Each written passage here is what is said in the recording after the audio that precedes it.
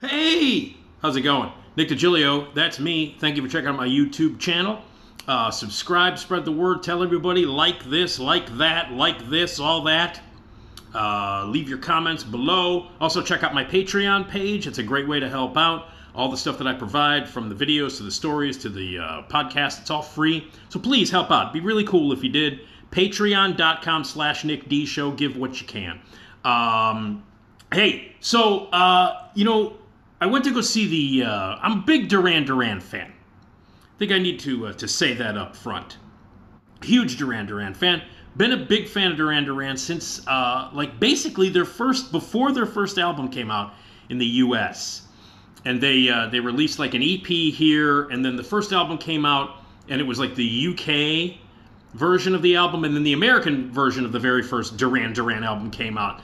I heard it in 1981. The first album, American version, came out in 82, and that's when they started to get some traction and start to take off. And the reason I bring this up is because there was a movie that has just been released called A Hollywood High, and it was like a recent concert that they did on the roof of a building on Hollywood Boulevard, right across the street from Capitol Records, which is where they signed their first big deal when they came to America. They signed with Capitol Records, and obviously, Capitol Records is iconic. They were associated with the Beatles, and at one point, Duran at the height of their popularity in the early mid '80s, they were called the Fab Five because the girls would scream, and girls were passing out, and they were like the new wave '80s mod version of the Beatles, and they signed with Capitol. So it was a big deal. So they have this concert on a rooftop right across the street from Capitol Records, and most of the concert,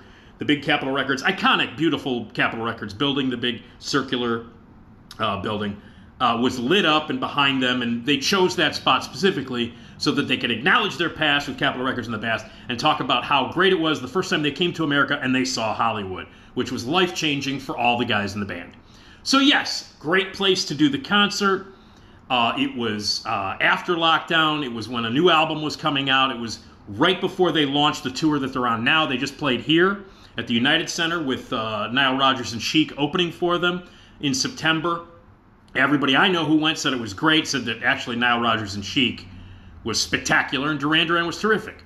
And they said it was really great. They played a long time. They played for like 2 hours, and Nile Rodgers played for like an hour and a half and played an incredible set. So it was like 4 hours, 3.5 hours of solid, awesome, great song after song after song by two amazing acts.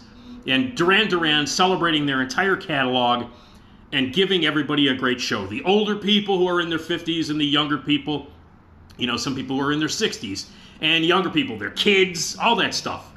So generations of people who were with these guys from the beginning when they broke in America in the very early 80s to now. So they did a spectacular show, and apparently the tour is great. I knew somebody who saw them in L.A. And at the Hollywood Bowl, and they said it was amazing, and they played all night, and they played all the hits, and they played all the songs. It was fantastic. So when I saw that they had this movie out called A Hollywood High, this Duran concert movie, I was beyond excited. I was incredibly excited to see it. And I thought, man, I have to go. I didn't get to see them when they played here on this tour. Maybe if they come back on a second leg, I'll try to get out and see them, but I couldn't see them this time. So I thought, man, I'll go see this show. Recorded on a rooftop on Hollywood Boulevard right before they kicked off this tour. It's going to be fucking great. So it's called A Hollywood High, Duran concert movie. I was very excited to see it. Now, before I get to talking about Hollywood High, I forgot. I had this on my notes. You have to come to Zanies. This is a requisite. You must come to Zanies in Rosemont to see my live podcast. The Nick D Podcast, which is a podcast I've been doing for almost a year now, radiomisfits.com. It's available on every platform. Google the Nick D Podcast. It's on Spotify. It's on Amazon. It's on Apple. It's on all of them. And I've been doing it in conjunction with the great Radio Misfits Podcast Network, incredible network. And we're doing our very first live podcast event. Well, we did one at Flashback Weekend, but this is like the first one open to the public. Flashback Weekend was for people who actually bought tickets to come to the Flashback Convention. This is specifically one event, and it is the Nick D Podcast Live. Please come out. We want to pack the place. We want to turn this into a monthly thing, or at least a regular thing. Zanies at Rosemont, great people there. They were like, yes, we would love to have you out. So we're doing it Tuesday night, November 15th. If you're a fan of my podcast, you'll know it's a lot of fun. My co-host is the great Esmeralda Leon, who I've been working with for years. She was part of my show at the car wash on WGN. She did traffic and became a regular and a participant on my show, one of my favorite people. She's my co-host on the podcast. Every Tuesday, every Friday, brand new episodes. We have different guests from all around different topics. We've had celebrities and stars and authors and musicians, actors, actresses, writers. I do an interview, and then the second half of the podcast is always me and Esmeralda talking about news, talking about pop culture, talking about personal stuff, and we have a great time, and we have big laughs. And it's a very popular podcast, and if you haven't checked it out, you should.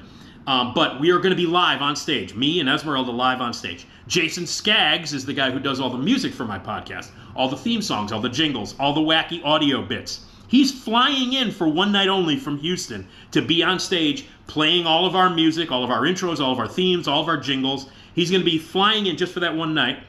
So you get to see Jason perform all the music live on stage. You get to meet him. Esmeralda and I are going to be there talking about a whole bunch of stuff. We've got gift to give away, prizes to give away. I got $50 gift cards from Apt Electronics. You can get all your electronics needs at the great Apt Electronics. And $50 gift cards from the greatest restaurant on the planet, the Gale Street Inn. Thank you, George Karzis. All of that stuff. We're going to ask trivia questions for you to win those great prizes. It'll be interactive. You'll be part of a live recording. We're going to record the whole night live as we do it, and it's going to go out into the internet the next day at radiomisfits.com and as a podcast episode that you will be a part of. My dad is going to get up on stage and tell some jokes, because my dad tells jokes on every episode of the podcast, and every Monday morning on my old WGN show, he told a joke. My 81-year-old dad is going to get up and close the goddamn show with some jokes at a renowned comedy club. So that alone, you should come out and see it. We have a special surprise guest. This person is an amazing person.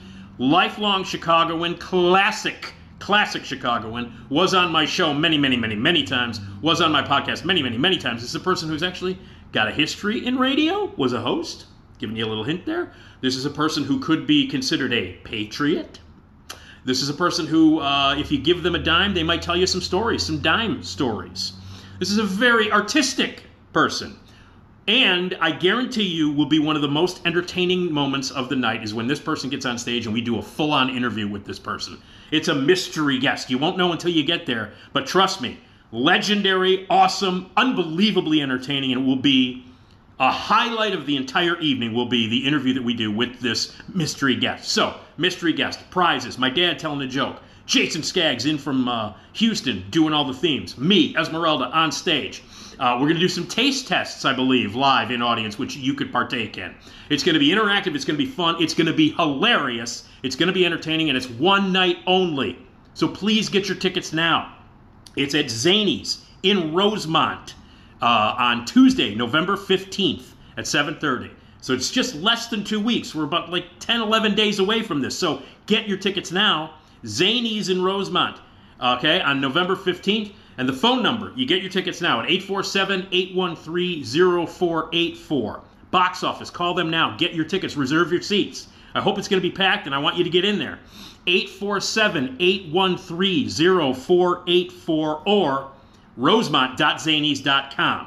Get your tickets there. It's the Nick D Podcast Live, Tuesday, November 15th. Starts at 7:30. Doors open at 6:30. Zanies in Rosemont. Rosemont.zanys.com, 847-813-0484. Get your tickets now. Let's pack the place, and we will see you on Tuesday night, November 15th, for an amazing amount of entertainment, hilarity, and fun. So please be there. All right, back to Duran Duran. So the concert movie is called The Hollywood High. Now, I should say that I got turned on by Duran Duran by my old friend Joe Donatello, the late, great, one of my best friends ever, Joe Donatello, who was taken from us back in 2008, died way too young. But the memories and the times that I spent with him, and I've told stories on my radio show, on my podcast, about Joe, a legendary guy, would walk into a room, hey, listen! He would own just a big, beautiful man who had an overwhelmingly big personality and just a fantastic guy all the way around, and was just had great stories about him and how his encounters with celebrities.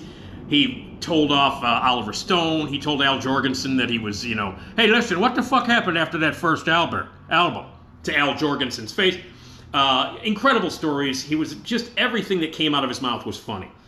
He was the biggest Duran Duran fan of all time. I got turned on to Duran Duran back when we were still in high school, and we were working at McDonald's together back in 1981. So we were both 16. And Joe's like, hey, I found this fucking band called Duran Duran. They kick ass. And he got a hold of the UK version of the first album / EP. And we were playing stuff like Planet Earth. And he was playing, like, listen to this goddamn song, Girls on Film. Holy shit.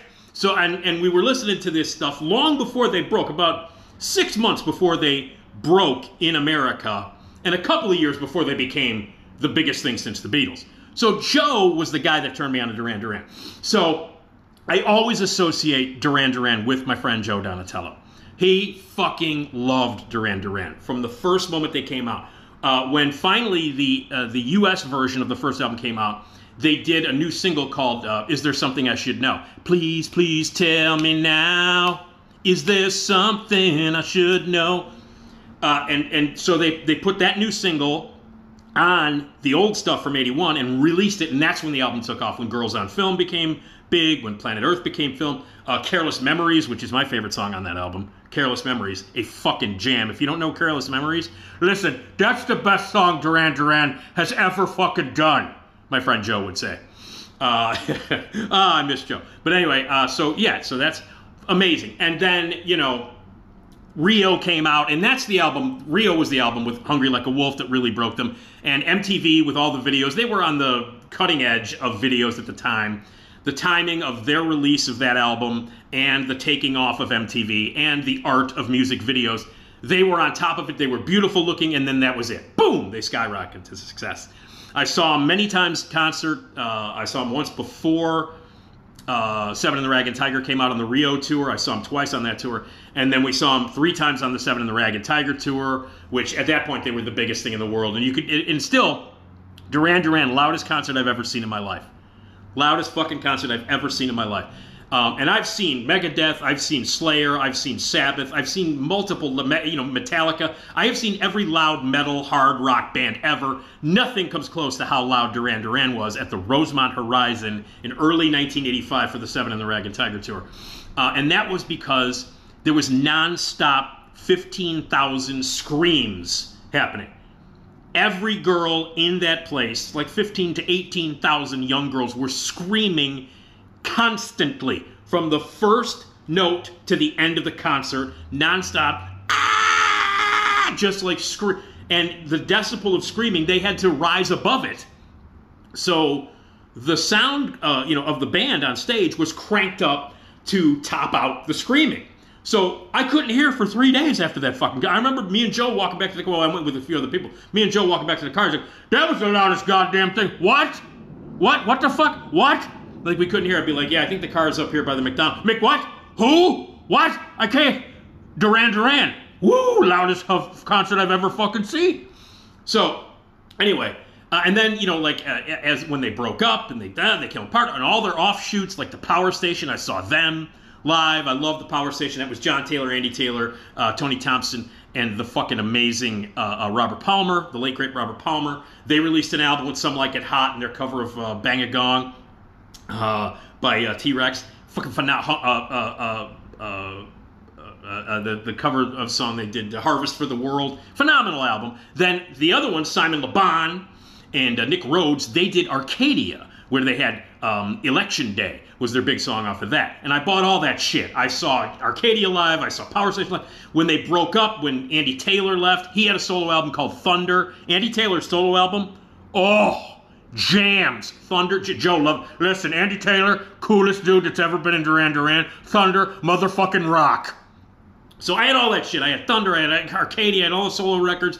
And when they came back with the Wedding album in 1993 with Come Undone and Ordinary World, when Andy Taylor was gone, Roger Taylor left for a little while. They brought in Warren Cucurullo from Motherfucking Missing Persons, another one of Joe's favorite bands. Listen, Missing Persons, Dale Bozio, hot!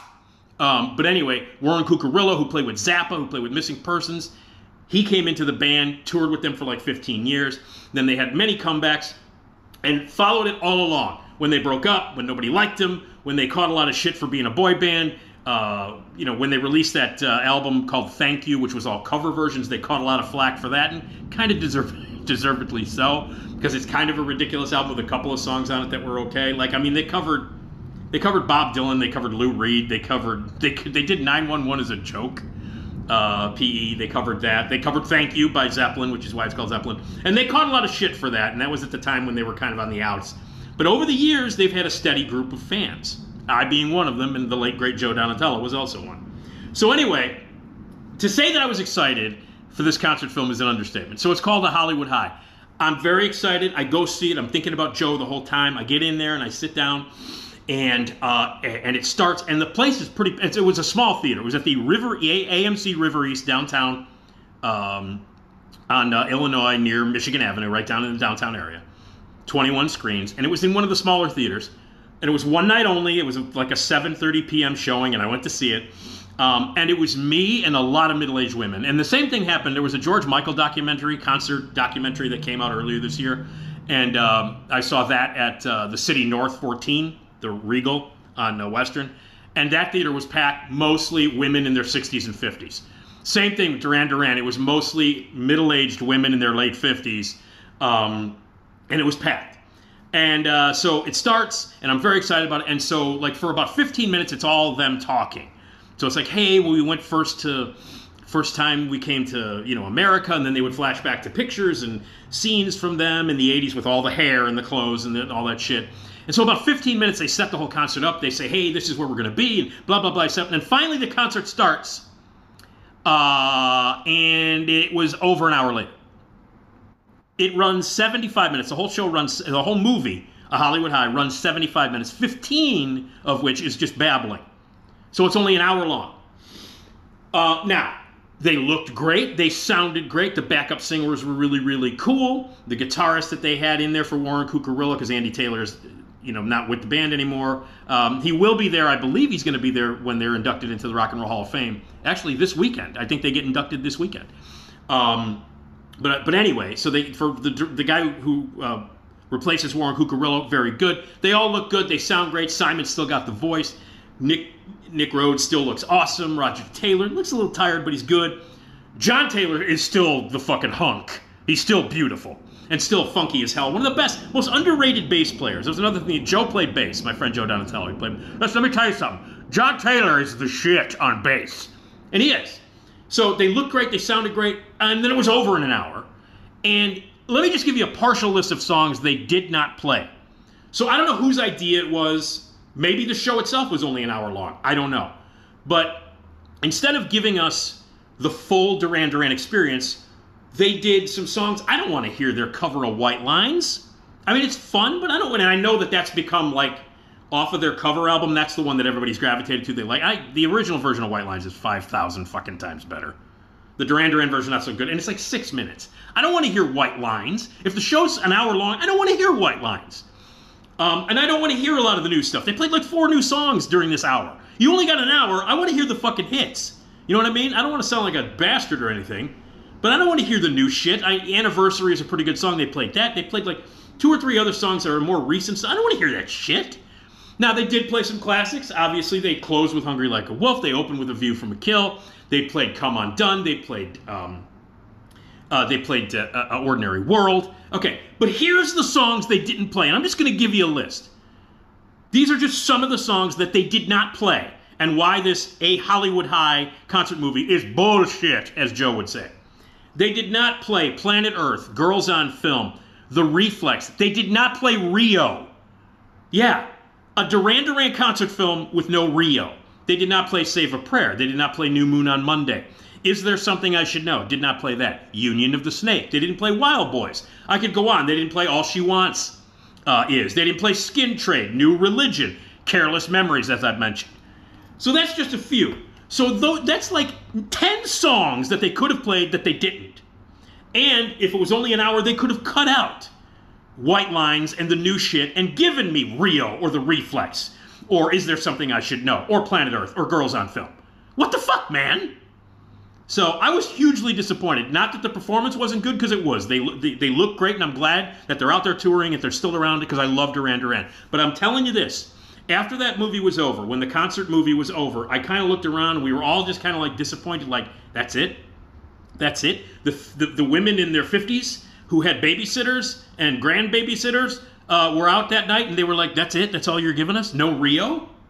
No blah, blah, blah, blah, no 10 songs that I just mentioned?" And I will tell you this: as soon as it was over, I was just kind of looking around. I'm thinking to myself, if Joe Donatello were sitting next to me, he would have said, "Listen, that was a bunch of fucking bullshit."